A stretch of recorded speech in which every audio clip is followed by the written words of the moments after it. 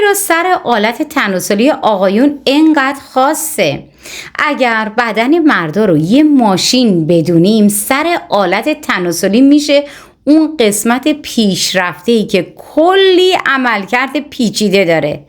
بعضیا میگن فقط برای لذته، بعضیا میگن برای تولید مثله، بعضیا هم اصلا بهش فکر نکردن. ولی واقعیت چیه؟ چرا این بخش انقدر خاصه؟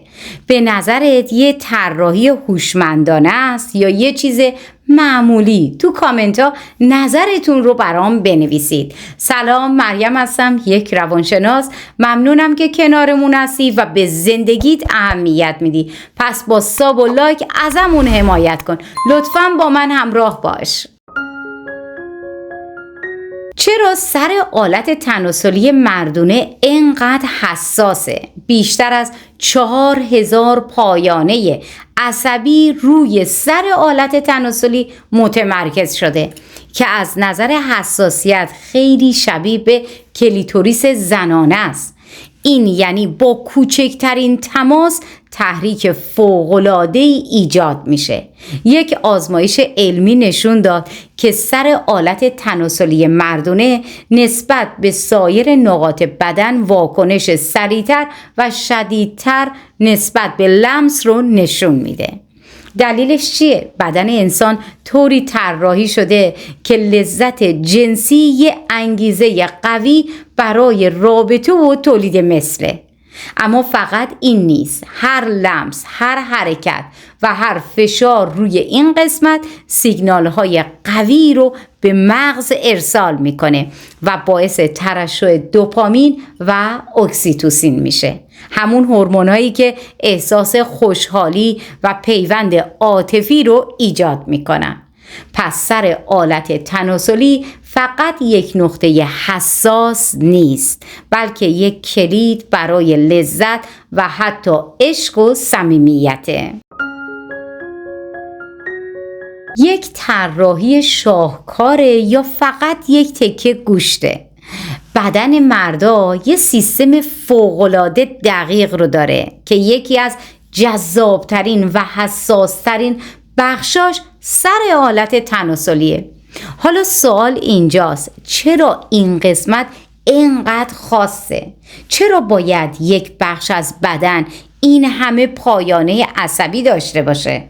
دانشمندا میگن این طراحی یک ترکیب از لذت، بقا و حتی پیوند عاطفیه.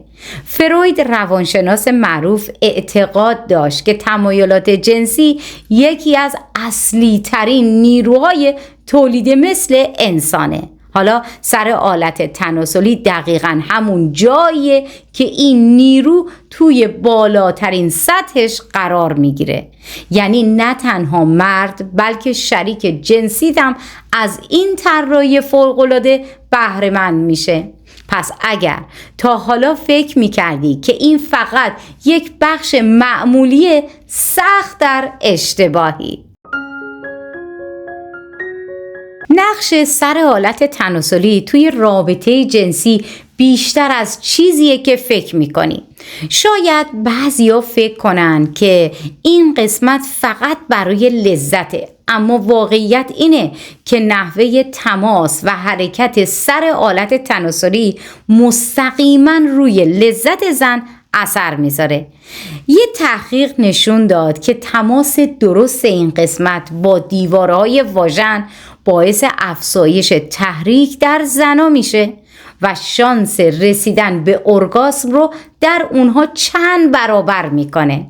علاوه بر این، شکل خاص این قسمت به شکلیه که موقع دخول به طور طبیعی به تحریک کلیتوریس هم کمک میکنه. در واقع بدن مردا طوری طراحی شده که حتی بدون تلاش خاصی هم میتونه لذت رو برای شریکش بیشتر کنه. حالا به نظرت چرا بعضی از پوزیشن های خاص لذت رو بیشتر میکنن؟ دقیقاً به همین خاطر زاویه تماس سر آلت تناسلی با نقاط حساس واژن هستش. پس این یک بخش معمولی نیستش. بلکه یک ابزار طبیعی برای لذت بیشتر توی رابطه است. پیشنهاد میکنم ویدئوی بهترین نقاط برای لمس کردن بدن مردان با دهان رو از دست ندید. لینک ویدیو رو براتون در قسمت دیسکریپشن گذاشتم. خوشحال میشم نظرتون رو برام بنویسید. آیا ختنه تأثیری روی لذت و حساسیت سر آلت تناسلی داره؟ این یک بحث داغ همیشه بوده. یه تحقیق توی دانشگاه هاروارد نشون داد که مردای ختنه شده معمولاً کنترل بیشتری روی انزال دارن، ولی از نظر حساسیت کمی کمتر از مردای ختنه نشده هستن.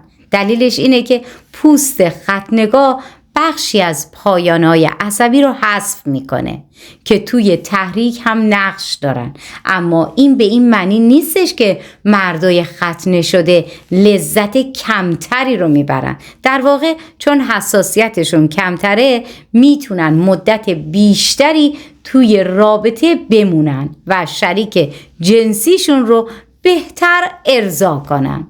از طرف دیگه مردای ختنه نشده یه حس نرمتر و طبیعی‌تر رو تجربه میکنن که بعضی از اونا معتقدن این باعث افزایش لذت میشه.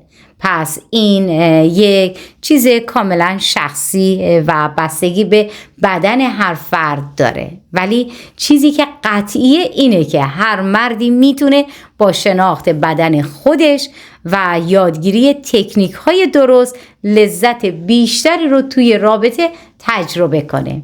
اگه میخواهید نکات بیشتری رو بدونید، ویدئوی با ختنه کردن ارتباط جنسیت رو حتما ببینید. لینک ویدیو رو در قسمت دیسکریپشن براتون میذارم. نظرتون رو هم برام بنویسید. پیاماتون مهمه برای من. چطور از سر آلت تناسلی بهتر مراقبت کنیم؟ همونطور که یک ماشین لوکس نیاز به مراقبت داره، بدن هم نیاز به توجه داره، مخصوصا یه بخش حساس مثل سر آلت تناسلی. یکی از مهمترین کارهایی رو که باید انجام بدی شستشوی منظم و استفاده از محصولات ملایم و بدون مواد شیمیایی قویه. صابون‌های عطری یا شامپوهای تند میتونن باعث تحریک پوست این قسمت بشن و حساسیتش رو کم کنن. علاوه بر این استفاده از روغنای طبیعی مثل روغن نارگیل یا بادام برای ماساژ این قسمت باعث افزایش جریان خون و حفظ سلامت پوست میشه. یکی دیگه از نکات مهم پوشیدن لباسای زیر نخی و گشادتره، چون لباسای تنگ و پلاستیکی میتونن باعث کاهش جریان هوا و افزایش حساسیت منفی بشن. در نهایت داشتن رژیم غذایی سالم، مصرف غذایی که روی گردش خون و تستوسترون تأثیر مثبت دارن میتونن کمک زیادی رو به سلامت این قسمت کنن. خلاصه اگر میخوای بهترین عملکرد رو داشته باشی باید به این عضو خاص بیشتر توجه کنی. ویدئوی 4 روش لمس و تحریک کردن بدن مردا رو تماشا کنید. اطلاعات جذابی توشه. لینک ویدیو رو براتون گذاشتم. نظرتون رو هم حتما برام بنویسید. دوست داشتی نکته اضافه کنی حتما برام بنویس. عزیزای من، ساب و لایک یادتون نره. شاد باشید.